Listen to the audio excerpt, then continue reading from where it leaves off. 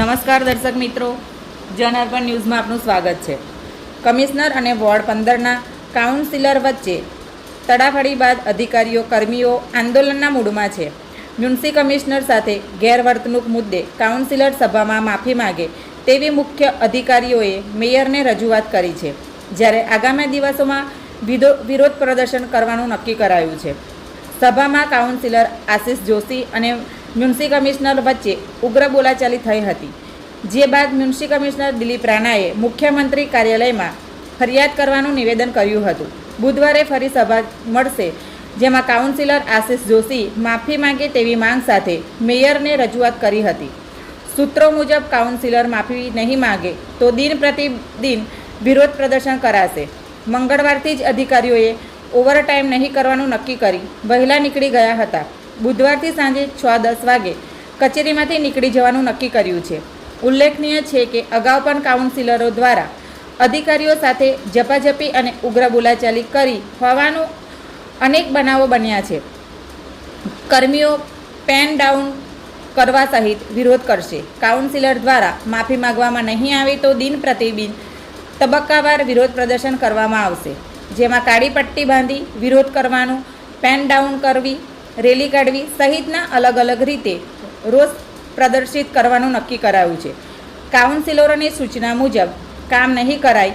Municipal commissioner સાથે પાલિકાની સભામાં ગેરવર્તણૂક કરવા બાદ અધિકારીઓએ કાઉન્સિલરો સુધી સૂચના કામગીરી નહીં કરવાનું નક્કી કર્યું છે. મ્યુનિસિપલ કમિશનર થકી મળતી સૂચના મુજબ જ કામગીરી કરશે તેવું જણાવવામાં આવ્યું છે. પાલિકાની સભામાં ડભોઈ રોડના મહાનગરના નાળાની સફાઈ મુદ્દે મ્યુનિસિપલ કમિશનર અને કાઉન્સિલર આશિષ જોશી વચ્ચે ઉગ્ર બોલાચાલી થઈ હતી. આશિષ જોશીના જણાવ્યા મુજબ 30 વર્ષથી નાળાની સફાઈ થઈ નથી. રૂપારેલ કાસમાં ખોડિયારનગર, આજવા રોડ, વાઘોડિયા રોડ તથા કોઠી વિસ્તારથી પાણી આવે છે. ગાજરાવાડી એસટીપીમાંથી પણ પાણી છોડાય છે. નાળું સાફ નહીં થતું હોવાથી પાણી ઉભરાય છે. જોકે સભામાં ઉગ્ર રજૂઆત થતાં મેયર સહિતના પદાધિકારીઓ સ્થળે દોડી ગયા હતા. જ્યારે મંગળવારે સવારે પોકલેન મશીનથી નાળાની સફાઈ શરૂ કરાઈ હતી. પાણી ઉલેચવા પંપ પણ મુકાયો હતો.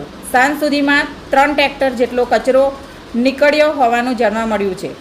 આવા જ નવા સમાચાર જોવા માટે જોડાઈને રહો જનઅર્પણ ન્યૂઝ સાથે. અમારી ચેનલ લાઈક કરો, શેર કરો, સબસ્ક્રાઇબ કરો. ધન્યવાદ.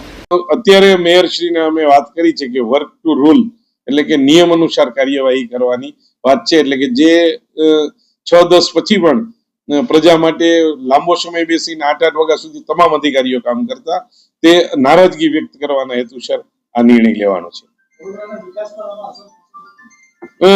મેં પેલા જ વાત કરી હતી કે અમે પ્રજા માટે જ બેઠેલા છીએ. પ્રજાના કામ કરવા એ અમારી ફરજ છે, પરંતુ સોમાનના ભોગે નહીં.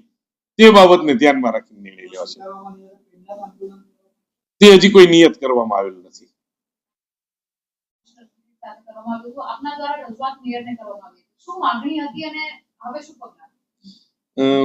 તારીખ 24 રોજ વડોદરા મહાનગરપાલિકાની સામાન્ય સભામાં કાઉન્સિલર દ્વારા માનનીય કમિશનર સાહેબની માન મર્યાદા ન જળવાય તે રીતનું અપમાનિતજનક વર્તન કરવાની બાબતો સામે આવી હતી.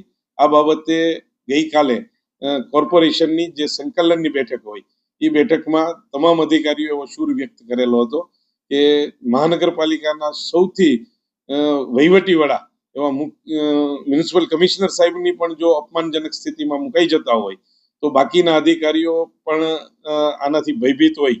એ આપણું પણ અપમાન થઈ શકે અને આવું ન થાય તે માટે અમે મેયરશ્રીને જઈ અને વિનંતી કરેલ છે કે તમે કાઉન્સિલર દિલગીરી વ્યક્ત કરે કમિશનર સાહેબ સમક્ષ. તે પ્રકારની અમારી રજૂઆત હતી.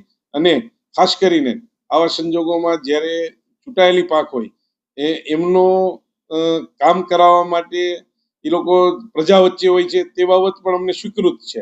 અને અમારે એ બાબત અમે પણ પ્રજા માટે જ કામ કરવા રહીએ છીએ. કામ ન કરવાનો કોઈ એટીટ્યુડ નથી, પરંતુ સોમાનના ભોગે જ્યારે ઉચ્ચ અધિકારીઓ પણ અપમાનનો ભોગ બને તો તે ભવિષ્યમાં ઘટના ન બને તે માટે અમે મેયરને વાત કરી છે કે આજની સામાન્ય સભામાં જો કાઉન્સિલર દ્વારા દિલગીરી વ્યક્ત કરવામાં આવે તો આ બાબતો છે એ ન્યાય મેળા સમકક્ષ ગણાશે. અધરવાઇઝ બધા અધિકારીઓ ફરીથી પોતાની રજૂઆત કરી અને શું નિર્ણય કરવો તે માટેની નિયત કરશે.